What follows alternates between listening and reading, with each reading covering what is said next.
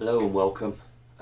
My name's Richard, and what I'm going to try and do is put together a video of rebuilding my R53 1.6 turbocharged engine. The reason I'm going through this rebuild at the moment is the last engine, which was supercharged, then it was twin screw supercharged, and then it was turbocharged, finally rotted through between cylinders 3 and 4. I'll try and put a picture of that up and show how it failed. This is becoming slightly more common now on the R53 engines, and it's basically rotting through from this coolant jacket here, and they crack between cylinders 3 and 4.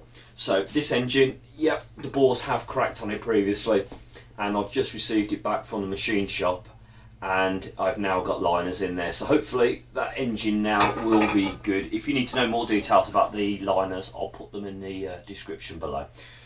But what I want to do now is just run through some of the other components that I'm going to put into this engine. That's generally a stock block other than the liners, so you can run without doing liners, but if you really want to push for power, as these cars age, this one's 16 years old, it's probably wise that you do invest in a set of liners, do it once, do it properly. Don't keep rebuilding the engine because it's a pain in the backside. But I'll go through how I build these engines and try and give as much information as I can, but not make it too boring. So I'll continue with the list of components and show you what I'm going to use in this engine, which will produce anywhere between 350 420 horsepower. So for the turbo engine, the main thing for us to start off with is the turbo. I'm going to use an OWEN's Development GBT 5468. Nice little unit. It's been on the car before, it worked well, it made 320 wheel horsepower last time, but that wasn't pushing it, that was just giving us nice reliable power. Air filter, you'll see as I put all this together you don't end up with a whole lot of room left over. It sits somewhere here on the block, so a nice short vibrant air filter, cone filter, does the job lovely. Pistons wise, I'm going to reuse the pistons I had in there with a new set of rings, a set of Wossner, along with all the parts that I'm going to show you. Everything that I'm reusing, including the engine that's been machined, all needs cleaning, which is the reason I'm in this particular unit, although I might continue to build the engine in here rather than moving it to my garage. So those pistons, new set of piston rings, they'll be fine. What I will be using is, to help me gap everything, I'll be using an old piston, a genuine R53 piston, just with the one ring left over, and the idea behind that is it gives me a set depth to set my rings in, and then I can gap everything off that one piston. Clutch. CLUTCHMASTERS FX 400, this is the 8-putt version, gives you slightly less judder when you're on the road, and it's sprung loaded as well, which makes it a nice clutch. Sprung plate, again CLUTCHMASTERS comes with the clutch plate. The flywheel I'm going to use is a CLUTCHMASTERS flywheel. It's the original one that was in there, and it's heavily worn. All of the dynos and runs that we've done have really took an effect on this plate, so we're going to take the plate off, clean the flywheel up, and I'll reuse that. That is, you can buy replacement plates straight from CLUTCHMASTERS. This one's coming at 1320, but you could use orange as well. They hold stock of these, both of them do. Again, that's the same with the clutches. Most of these components have either come from orange or they've come from 1320. Generally they're two suppliers that I know I can trust and have no real problem with whatsoever. Conrods, last time I ran stock conrods. This time around I'm going to use K1s. They come with ARP bolts, they've got a good reputation. These have all already been sent out. You probably can't see that on the video, but there and there they've all been balanced, along with the whole rotating assembly. Damper, I'm not going to use solid this time. I'm going to go for an ATI super dampened pulley, so I can at least reduce some of the harmonics on. It's a 0%, I don't have a supercharger on here, so I don't need to worry about spinning anything faster. I'll just run everything at the speed it was previously. Wastegate, turbo comp 40, and a bypass valve, blow-off valve, whatever you want to call it. They're all TurboSmart. They were off the last build and they work perfectly. Cam it's going to be a NEWMAN cam. I've heard a lot of good things about cat cam. This NEWMAN cam's really moved me for quite a long time, and I quite like the way it feels, so that's staying in at the moment. Engine mounts, all of them, gearbox, engine and lower mount, they're all going to be VIBRATECHNIC. Really good mounts. These are reused off the car as it was before I stripped it down. Filter, it'll be a standard filter. I've seen some of the aftermarket ones now starting to collapse on themselves, and I can't be doing with that hassle. Oil sump pickup, this is something I made on the last engine. It's a Magnum filter which is inline. You won't be able to see this, but it's a magnetic filter, and at the moment that's got quite a lot of ferrous debris from the last time it was run, so I'll clean that out and put it back in and reuse it. It's done a bloody good job. Even with a dimple, this has managed to catch a good amount of ferrous. Again, if you want to know more information about that, just send me a message. I've been thinking about producing these for a while, so we'll see how I get on with those. Gaskets, I won't go into too much information. Every single one of them is a replacement new gasket. Thermostat, even though the last one was okay, it could be cleaned up. I'll chuck in a new M7 lower temperature thermostat. New chain, new sprockets, and always, everybody with an R53 knows, a new chain tensioner, and we're all familiar with those, they're easy enough to change. If you're ever doing a clutch, always do the bearing, and the clutch plates come with them anyway, but just put it in. If you're ever in there, just put them in. They fail quite a lot on the R53 and it's worthwhile having.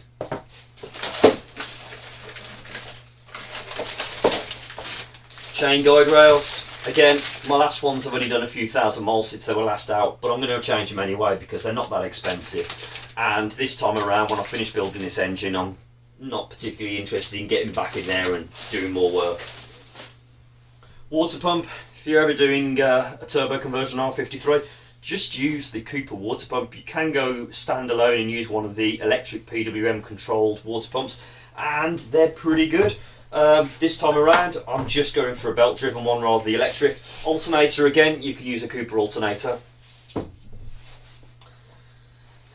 Boost controller, right, I'm sure other people are making and using this exactly the same boost controller and they're taking the sticker off and replacing it. If you go for a Mac, essentially it's just a solenoid valve. They're half the price, but they're exactly the same thing, even with the same part numbers put on the back, so don't waste your money on going for one that's got a brand on it. It's actually made by Mac and then it's rebranded by GEREOTOR and other companies like that. Something I'm going to replace this time that I haven't replaced before is the GEREOTOR gear. That is for the oil pump.